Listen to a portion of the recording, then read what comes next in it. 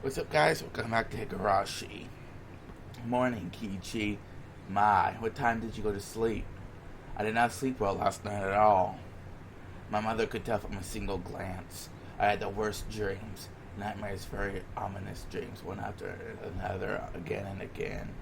I woke up after each one, but could have never been remember a fraction of what they had been about. But it was about those dreams were ridiculous but unpleasant, and I woke up in a terrible mood.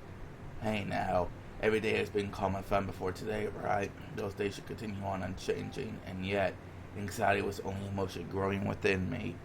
Why was that? Nightmares reflect your own anxiety. They show an uneasy mind which you wouldn't admit to normally. Yesterday, I remember the ominous conversations about Satoshi I had with Shion, Mion, and Reina. Right, my mind felt like it was in a black fog because we had talked about that. If I hadn't lived every day without causing a fuss, my world would be even more peaceful days. I understood that, so why did I cause such a discord? Well, now that I thought about it calmly, a simple verbal slip on my part couldn't possibly change the world. Yeah, as long as I'm sorry for doing it and never talk about it again, there's nothing that anyone could blame me for, right? Besides, how could my fate possibly change just because I talked about that? Nothing was going to change. Yeah, nothing would change. Nothing would change. Nothing would change. That's a creepy smile. If you're still half asleep, then go wash your face. I finally cheered up. Another smile. Mom slapped me right back down. Now I was irritated again. There wasn't much time left before I had to meet up with Raina. I frantically started to get ready to go to school. And I'm just gonna say this. I'm really glad, even with to relive this stuff, that we don't have to start out meeting with everybody again, like being introduced to everybody and everywhere. Like we already start like halfway through, so that's really nice. Keeps it nice and short, kind of. Anyway, have a good day. Watch out for cars. There's barely any cars to watch out for. And anyways, I'll wait anyway. I dashed out the front door. The morning air was far more refreshing than the water on my face. That's right, Kichi Bear. If you're sorry enough about it, reflect upon your mistakes, that's enough. Now let's pull yourself together and get to school. And return to fun, enjoyable days where everyone laughs, plays, and just is a good time. I'll be nice to Satoko and it's an apology too. Yeah, wasn't I supposed to be her Nini until Satoshi got back? Good morning, Kichi-kun. Man, too looked nothing like it she had yesterday when she said that weird stuff. If I could forget when I could still act like nothing had happened. So I called out to her with all the energy I could muster. Hey, morning, Reina. Early as usual today.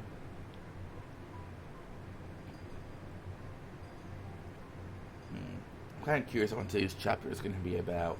Anyway, morning. Good morning. There was a little time before the same old morning homework began, but it took Urmika-chan were unusually absent.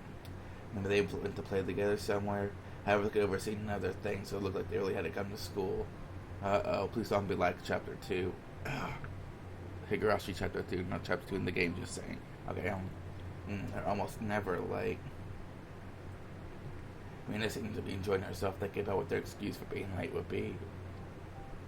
Mia said something nonsensical as well. Imagine how funny the reason they were late must have been. I'd only come to school to see their energetic faces, so I figured it would get rid of these feelings I have. But the load on my chest remained where it was. It wasn't very pleasant at all. Good morning, everyone. President, if you would. Everybody stand up. Our teacher finally arrived. Then finally I heard the pitter-patter of footsteps running down the hall. Clatter. Rika-chan was the first to run through the open door. And then Satoko didn't come. You're late, Furi, they said. Where's Hojo-san? It was unusual for Rika-chan to be late, but equally unusual for Satoko, a ball of energy, to be absent at all. Everyone's eyes were wide at the series of strange events. Satoko might be a little late. Haskell, should she come down or something? The teacher walked over to Rika-chan and they started talking in the hushed tones.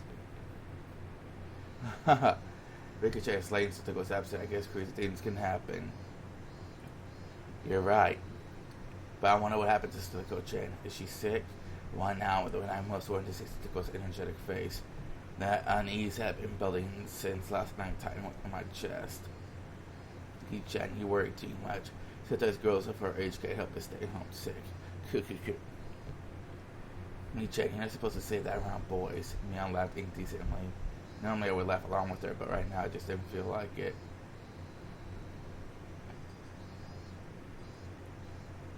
Homeroom ended and we went to talk to Rika-chan in the short time we had before our first period started. Hey, Rika-chan, you look so sad, so very sad when getting yelled at for being late. I'll make sure to pet you today. I was very aware of the gloom this morning, so I strove to keep my tone cheerful. I petted Rika-chan the same way she always did, but she didn't chirp at all. Neep. What happened to Satoko? Did she get sick? For instance, she got a fever from playing around too much yesterday. If that had been her response, I would have been accepted in the flash. But the atmosphere around Rika-chan felt somehow heavy. It was a little weird and actually made my knees worse. Hey, come on. There's certain things you can't talk to boys about. Ki-chan, back to your seat. Not acting just like a club president pulled me back to my chair. Rika-chan's gaze immediately fell back to her desk, and she hung her head gloomily. Rika said something about odd that Satoko might be a little bit late. That they were living together, weren't they? Then she would have known for sure she wouldn't have said night. Now I didn't understand why she was absent, and that made me all more anxious. Damn man, what's going on today? It's like we started off on the wrong foot, and it wasn't going to get any better. What's the matter, Kichi-kun? You seem pretty down this morning. I mean, I noticed how I looked when you whispered to me while the teacher wasn't looking. Do I really seem that way? Yeah, even when Rina started to feel down just looking at you. I thought jokingly saying, don't look at me, but I didn't even feel like doing that. Is it something you could tell to Rina? I didn't know what you're worried about, but if I could help, then you could tell me, okay? I won't tease you. Rina said this, looking at me straight in the eye. Until yesterday, nothing strange had happened. It was a lot of fun. Rina's eyes widened for a moment, not understanding what I meant, but she remained silent and listened. It was a peaceful and fun every day. It was lively. I never had any doubts it would stay that way forever. Yeah, you're right. Every day is fun. I'm sure today will be too. You sure? How do you know? Well, Rina, feeling perplexed, couldn't think of something to say. I didn't blame her. What I was trying to say seemed a little confusing even to me. When I think about it, I've been anxious lately. Like maybe it's just every day is fine, and one day, if all of a sudden, it would get really dark, like the light bulb turned off.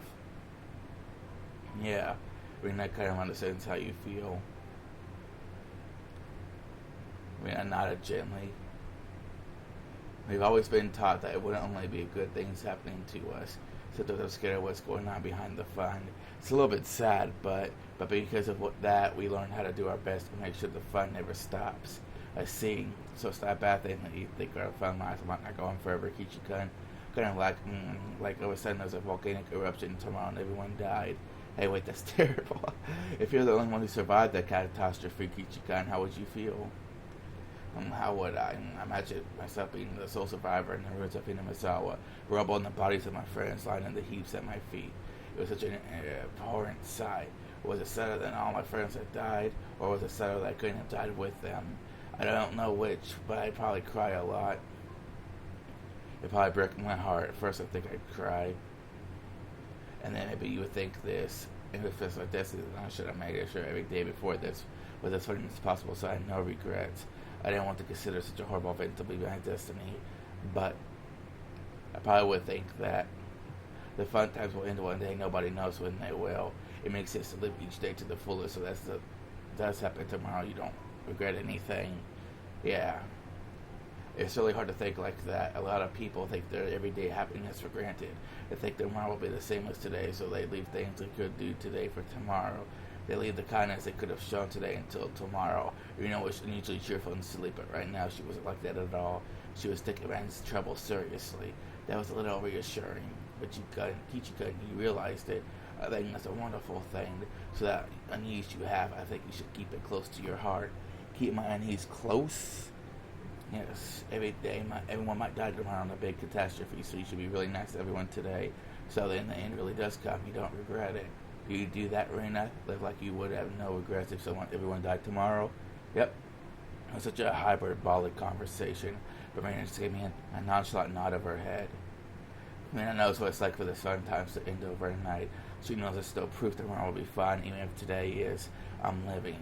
Life to the fullest. It seemed like Rina perfectly understood all the anxiety I couldn't put into words. And on top of that, like a reliable teacher, she showed me what to do.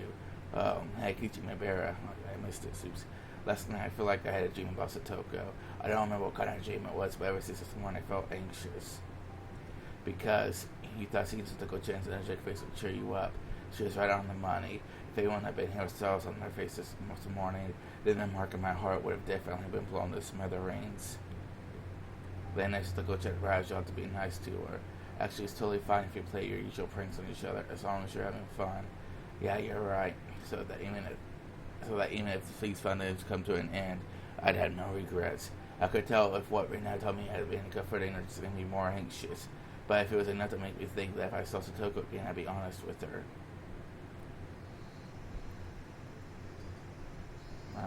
Nothing's happening. Okay. When I checked my ride with anyone pushing their desks together like always, Satoko wasn't here.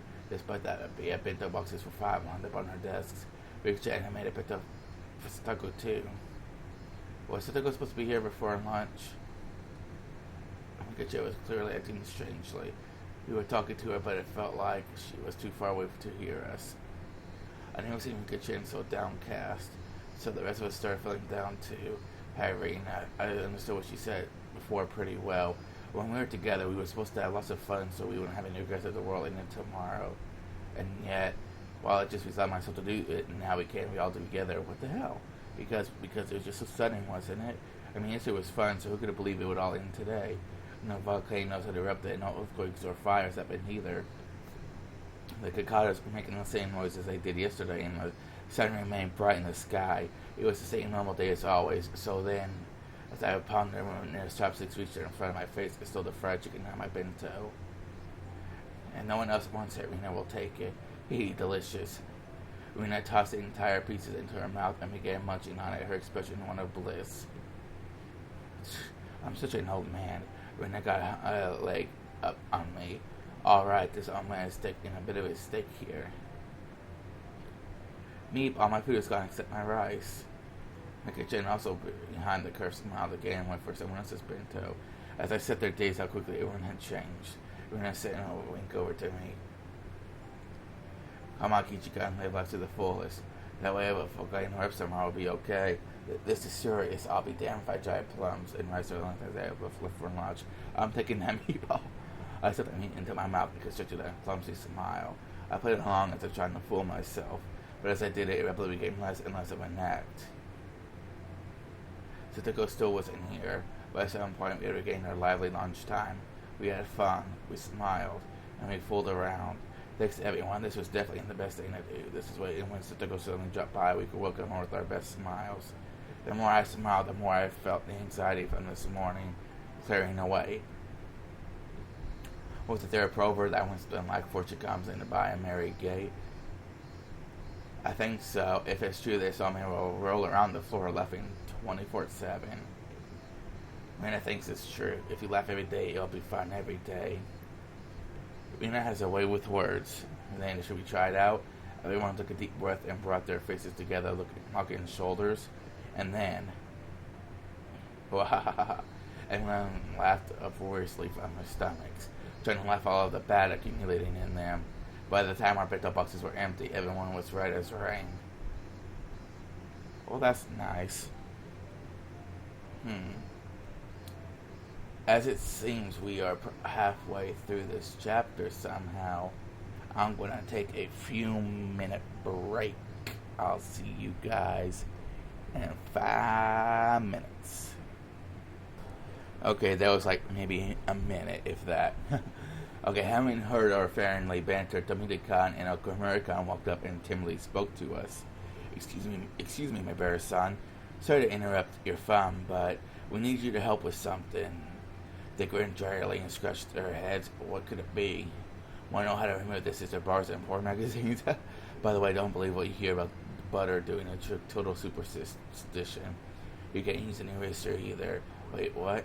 Seriously? That's not what we're here for, said Tomita-kan, elbowing Okumura-kan. Actually, our ball got cut in the gut on the second floor. We were thinking you might be able to reach us since you're tall. I see. Asking up a customer for help comes with its own price, you know. I'm not cheap. You can't buy me up so easily. Tomita-kan and Okumura-kan conversed for a short time. They gave their reply. We'll give you the right to take a net bearing class, my son. How does that sound? What do you mean? I can sit there in class whenever I want. Why do I need your permission for that? Oh, no, you can't. The next time you take a nap, we'll tell Sensei about it. Well, I see how sly, you little... Where did you learn to bargain like that, grr? So sorry, it was just a little joke. Come on, Ki-chan, why not just cave into your underclassmen threats? Kukuku. And now me almost getting on my nerves. Suddenly it came to me and I took the Midakana American's hands. Alright, I surrendered. I'll get your ball for you, so gave me all the rights to nap time. Huh? Okay, look me on. I now have the privilege, but you don't, do you? The Midakana Okamura-kan, tell on Mion as soon as she falls asleep. Got it? Yeah. I mean, Ayurika-chan began to cackle like Kichikan's victory. I wasn't sure how the bomb managed to get stuck up there, but it was planted firmly in the school building's second gutter. Or was, whatever. Hand me that stick. I should be able to reach it. Here we go. Urgh. Took a bamboo pole and poked the ball with it. Damn, it's hard. Come on. Oh, you got it. You got it, my Bear-san. Thank you so much. The ball rolled on the gutter and fell behind the school building. The minor classmen ran over in that direction, leaving me by myself. Mission complete, I guess. Sheesh. There was still a lot of time left until lunch break was over. Guess I should go back to the classroom. I thrown myself in a silly conversation with everyone and waited for afternoon classes. Just when I thought I turned towards the entrance, someone suddenly called out to me. Oh, it's Oishi-san, isn't it? Oh my god, it is. I was so right. Ha ha ha ha. Hello there, good day. Sorry for bothering you during your lunch break. Now, I don't understand this. Are they usually like the same exact sprites for like everything, like the original and new? I mean, could they just like a little slightly updated version, like maybe different wrinkle spots or a slightly different hairstyle or something? I don't know. Hello there, good day. Sorry for bothering me during your lunch break. It was a middle-aged man I didn't know, or maybe I just passed him by a few times and I've seen his face, but I didn't know him. Whenever I sat smiled deep within me, shuddered with fear. There was no basis for that, no reason, but I shuddered. I was somewhat confused by these emotions, not quite understanding them myself. There was no one I could say. There was no one. Oh my God! There was one thing I could say, though. Nobody but teachers or students should be at the school. This person should have been here. I felt less of a tremble, more of a sense of dread, like a brilliantly colored poisonous caterpillar were crawling across my forehead. A feeling of disgust that neither itchy nor gross could describe as the frizzly, dreadful hair rubbed against my brow. I didn't want to see his face. I wanted to jump backwards and run away. An unpleasant feeling for which I didn't even know the cause. The other side of myself has nothing but questions. Hey, what are you doing? What are you disgusted by? This is the first time you met him. It's rude to hate someone for no reason. No answers were coming. I held my silence when a damp sweat running down my forehead. When he saw that, Uchi thought maybe he was being intimidated and he gave me a relaxed smile. Oh, please excuse me. I'm no one suspicious, I assure you. I'm a Wishi from the Okonomiya Police Department. Wait, where did I put my card? Huh? What? This is... What? He finished through his various pockets and finally found his police ID and showed it to me, grinning dryly. He, may have been trying to use those clumsy seeming actions to ease my anxiety, but I could definitely say it didn't work. Why was I this nervous? There was a reason, of course. If I wanted today to be the same day as before, then today didn't need someone who had been here back then. The fact that man who was in here yesterday showed up today and that today would be a different day than it was before, that would mark the end of the fun and happy days. I gulped and erased that ominous conclusion from my mind. Calm down, Kichime Bear. It's just an old guy who looks kind of perverted and gave him the police department Doko to saying that fun times are over. He just came here because of his job. Yeah, just for his job. If he's working, then he would normally go to the teacher's lounge, right? The fact that he spoke to me, yes, it must have been the task where it was. I look at the teacher's lounge, you just have to go through the entrance, and I didn't want to look at this man for another second, so I started pushing things along. Ochi, however, didn't seem to have any interest in the teacher's lounge. Oh no, I don't have anything to do there. Could I get you to call a friend of yours if I may be so bold? A friend who? A girl. Could you call Satoko Hojo-san for me? My consciousness grew faint, like I was about to pass out. Yes, my anxiety was realized. The dreadful, disgusting caterpillar was looking at me, about to crawl down into my ear. Its frizzly, dreadful hair was touching my ear cavity. That's how bad it felt. What did please do, Satoko? No. It's nothing important. I just had 2 or 3 things to ask. I'd like it if you could cooperate with me. Why? Why of all people was it Satoko? Why would the police officer come here in the middle of the day for something that wasn't important? This man was strange. I could smell it. and a small bag, just a whiff of it made me with a grimace. I knew that this man couldn't possibly be here to deliver her lost wallet or anything. I couldn't imagine that when he knew from Satoko, but it had to be something unpleasant. My throat was starting with burning pain, burned like a parched, crevassed wasteland. That wasteland broke apart deep in my throat and brought out the worst deep in my mind. You may see something from her, but I don't think it's going to see anything from you. Would you please leave? Oh, she probably hadn't expected that reply. He stood there surprised for a few moments. I did as well. I hadn't thought that that would ever come out of my mouth. The things might still work out. This guy may have shown up out of the blue, but if I drove him off, maybe I could make it so that it never happened. If we could do that, then I could get back the peace we had until yesterday. I could get it back. Now, haha, well, you're sure strict. Are you sure Stick was injured, perhaps? Can I not see her without an appointment? If you could just want to talk to her, shouldn't you just call her? Barging into school in the middle of the day isn't normal. Freaking through a dam would have been the perfect analogy to use. Why didn't I like this man? This man should have been here. I needed to make it so that this man wasn't here. Childish, selfish emotions bubbled up from the depths of my mind, and they each came out of my mouth just as it had formed. Not like in the guy was my own problem, but to say things bluntly to him. Even I thought it was crazy. Oh.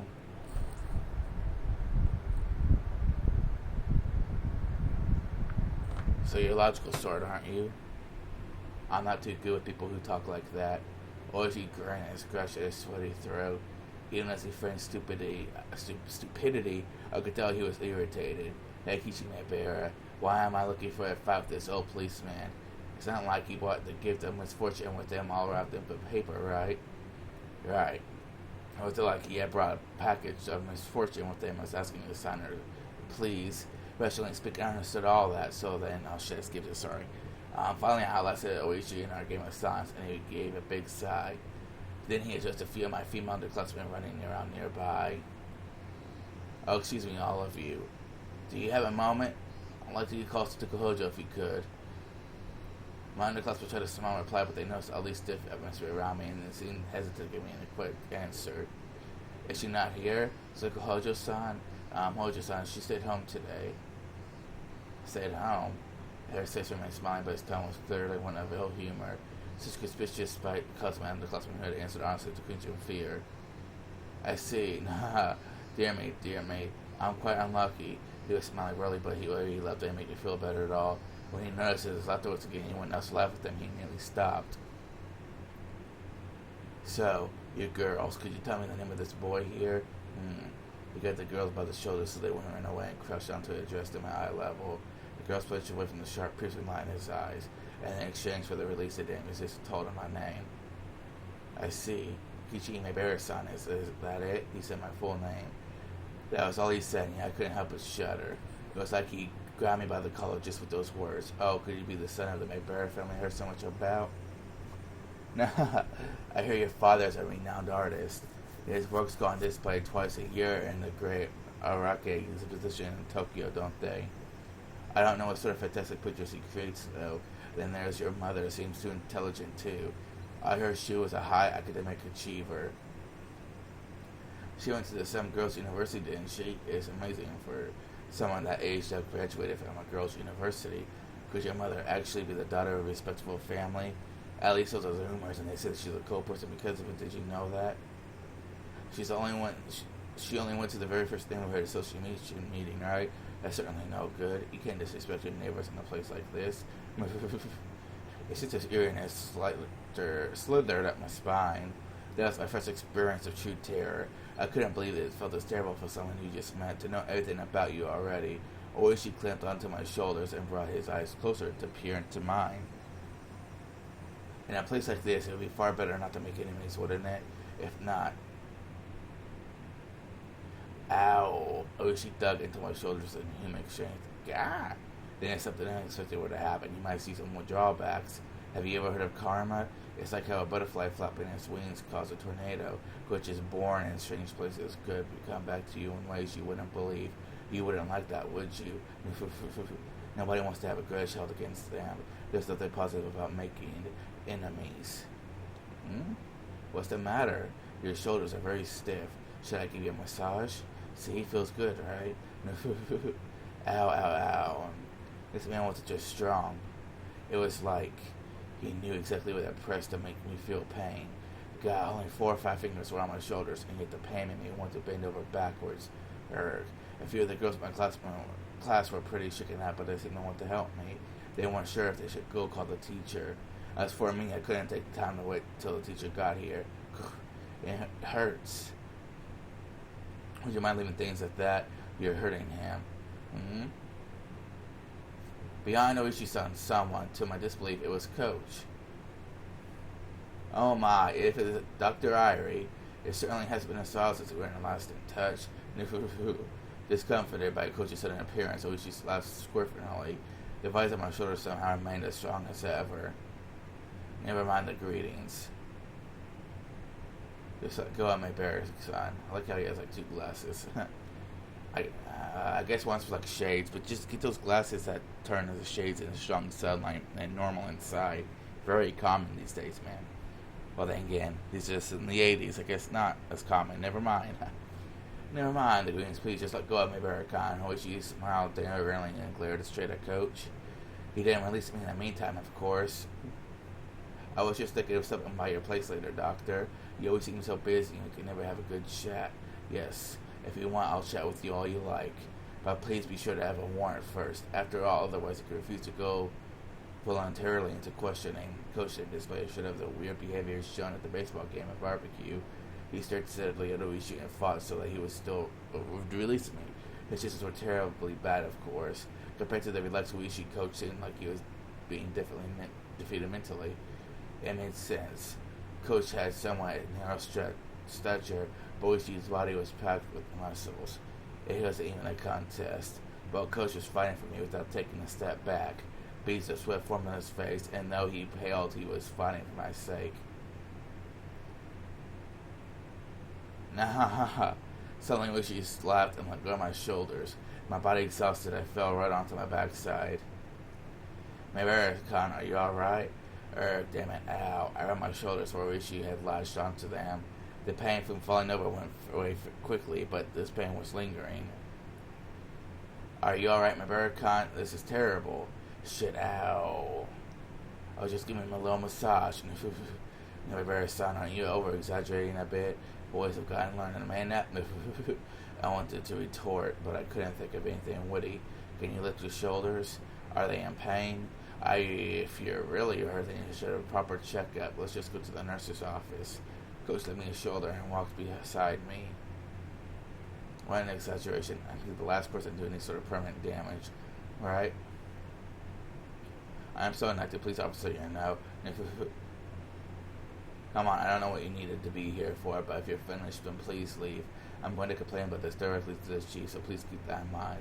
Oh, that's a problem, man. And Koichi's-san waved his hand sarcastically, pivoted around, and headed to the car parked by the school gate. And without turning back around, he got in and started the engine. Damn it, who the hell is he? Damn it. He's a detective named Kurado Oishi, and a hooligan. Everyone in the village hates him. And Mabara-san, he should be careful too. Kurado Oishi. Just like I thought, my instinct wasn't wrong. He'll be the one to bring unhappiness, misfortune, something that would ruin our peace. Shit, I won't accept it. All these fun days can't possibly end just because some guy like him showed up. I won't accept it. Coach seemed to be familiar with the school, so he brought me to the nurse's office without much trouble. The girls in my class came along as well, looking worried. Our teacher and the principal, having noticed the disturbance, came to see what's the matter. Mabara-kan, what's wrong? Are you hurt? Well, there was this weird man in the schoolyard just now. Mabara-san. Coach leaned up to the girl trying to explain. No. It looks like he just fell and twisted something. I think he's alright, but I want to make sure. If it's fine with you, I'll borrow the nurse's office for a bit. Please do, Miss Dr. Irie. The principal gave him a deep bow. Or bow, whatever. It looked like Coach was acquainted with the adults at school. He stood up at the door to the nurse's office, but there wasn't any nurse in there or anything. It figured. I never seen anyone but Chi-sensei and the principal working here. Coach didn't seem to mind the fact that there was no nurse and quickly made his way into the nurse's office. He instructed me to sit down and started washing his hands in the sink. Oh, I get it. He's the coach for the boys' baseball team. He must be pretty used to be treating wounds with first aid. Could you show me where it was? Are you still in pain? No, it doesn't hurt at all anymore. I'm fine, really. I rolled up my shirt and showed my shoulder. No bruise, not even nail marks. And yet it hurt so much I thought my shoulders would be crushed. Even the pain had disappeared without a trace. It hurt so much, but there isn't a single bruise. It just means that he's used to doing that. Used to it, huh? The next time you meet, don't provoke him. Nothing good will come of making him angry. If you go home with a uniformed policeman by your side, your family won't like that, will they? Well, you're right. Still, what happened? Why did you end up in a fight with him? He came up and said he needs it from Satoko. Huh? Satoko-chan? Coach's gaze lowered and his expression clouded a bit. Somehow that gesture seemed to be saying which he was bound to come to Satoko and did, and that was no laughing matter. Coach fell silent and thought. Quietly, he took a compress out of the first aid kit and put it on me. Does he still plan on cleaning the Satoko-chan? He's a persistent man, I'll give him that, like a snake. Coach mumbled to himself. Clean, does that mean you gotta go to Satoko places a lot? Coach didn't answer, but the lack of denial served well enough. What on earth did the policeman, probably a detective, was spending me from Satoko? What mistake did it had led a detective to cling to the sweet smiling Satoko? Maybe her son. Alright, you just moved here, didn't you? Yes, I did, but have you heard anything about you're sure someone's cursing about Satoko-chan? Well, I knew a few things about it, certainly. Satoko's parents were damned for penance, and their accidental death was because of the curse. You mean that? Coach smiled and dryly, so you know, he said, dropping his gaze. If I recall correctly, there was an accident on a Venus platform in the park that she had gone to with their family and parents had died, and then it was just a big brother and little sister, and then she was with Rika-chan, and when they lost their parents, Satoko and her brother Satoshi-kan were given to their uncle, and his wife cared for them. Is that so? Their parents died in an accident, and Satoshi ran away, leaving only Satoko to start living with Rika-chan. I know that much, but it was the first time I heard they were brought to their uncle and aunt. Their uncle was Satoko-chan's father's younger brother. Unfortunately, the other couple were people deserving their respect. Coach only picked his words politely. So when he came out and said they didn't deserve respect, it really made me really wonder what kind of people they were. As soon as Satoko-chan's parents came out in support of the dam, their uncle and aunt took on a lot of shame in the village as well. They would never have welcomed Satoko-chan and Satoshi-kan. I heard that for the siblings, it was a very rough ride. But that big coach told me about the numerous agonies the Hojo siblings had suffered at their uncle's house. As their guardians, their aunt and uncle sucked up everything belonging to their immediate family. Satoko and Satoshi were crammed into a small room, and their lives were laden with things that made them miserable for their bodies and minds. In the first place, apparently their aunt and uncle were on good terms, with no end to their fighting. And as if in revenge for that, whenever they saw Satoko or Satoshi's face, they would always find fault with them and scold them, yell at them, strike them, and take away meals as punishment. I still shudder to think about it. You never know any Satoko but the energetic and healthy one now. So if I could imagine her face being so deathly pale, a girl always standing dazed in the shade of trees. I could imagine it, and I didn't want to that. That's how honestly it felt. But at the very least, Satoko wasn't like that anymore. She may have had a miserable life in the past, but it was different now. Something happened to change that life. Last year, on the night of the Tatarigoroshi festival, their aunt died. Sorry about that. She was beaten to death with a baseball bat by a drug addict. Rumors spread the curse having killed an enemy of the village on the night of the festival. This death was a simple homicide either. They whispered that it was actually a Shio-sama's curse. A few days later, the deviant rest of the drug use confessed to further offenses, and the incident was resolved. However, though it was resolved, no one knew whether the part about it being only Shio-sama's curse was true or not. Their uncle was part of Inozawa after all. He apparently grew incredibly frightened of the Shio-sama's curse and went into hiding. From what I've heard, he was staying with a lover somewhere in Okinomiya, and Satoko and Satoshi were they released? Their aunt died, and their uncle fled. There was nobody left to torment the siblings then, but as if picking up their torch, their men started showing up with alarming tenacity in the city. That man, then the coach lowered his voice just a bit, being aware of his surroundings. I mean, Oishi, the guy from before, that even just occurred, came back to me. Events, okay. The hard to describe ominous sensation that I felt from him came back to me. It's a little strange. The chain of incidents surrounding Shio-sama's curse have been all resolved, and yet he did it alone. Doesn't want to accept that. Accept it? The incidents were all solved, and the detectives supposedly with the police department didn't accept that. People say that something bad will surely happen to those he gets close to, and him as always, they think Oishi is Oishi's They think Uishi is Oyoshio-sama's keychain. There flew up on the bottom Mia came flushing in. Rina and Rika-chan were running a few steps behind her, and then Tomita-kun, Okumura-kun, and a few more of our classmates. Keychain, did Uishi do something to you? Are you hurt? Calm down, Mia-san. He's not injured. I only gave him a compress just in case. What the hell's a compress? I knew I am. Kishi-kun, are you really okay? Okay? And when I was saying something about how you were being strangled. Calm down, Reina. He just squeezed my shoulders really hard. So this man and a bruise. Meep. Jeez. What the heck were y'all doing? We're friends, right? Why were you just standing around? Why didn't you help Kichan? We're sorry, President. I yelled at our classmates baring their fangs. Tomita-kun and others hung their heads in silence. Quit at me on. Tomita-kun and others weren't even there. Stop blaming them. Damn it. Oishi and Mihao clicked the floor with their heel a few times, her temper running hot, but Chicha overhearing the commotion erupted as well. Hey, come on, everyone. Don't make so much noise in the nurse's office. President, take everyone and leave, please.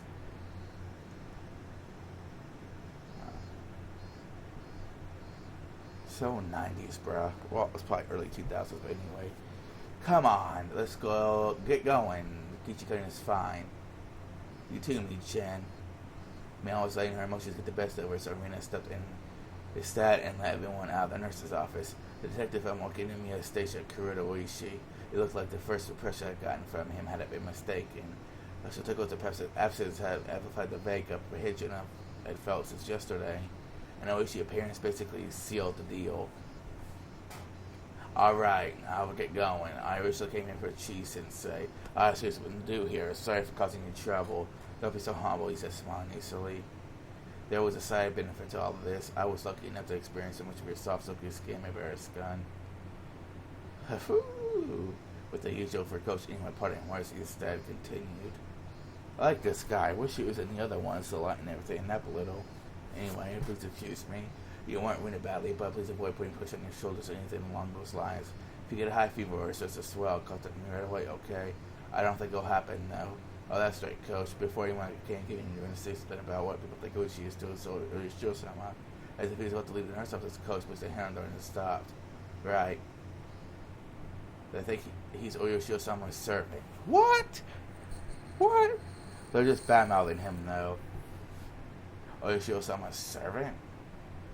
Do you know about the bit of serial freak death incidents that occur in Hinamisawa every year in the night of the Tatarigoroshi festival, otherwise known as Oyoshio-sama's curse? What freak death? What? And I never thought about it. I did seem to remember hearing me on someone in class and talk about it's like a ghost story.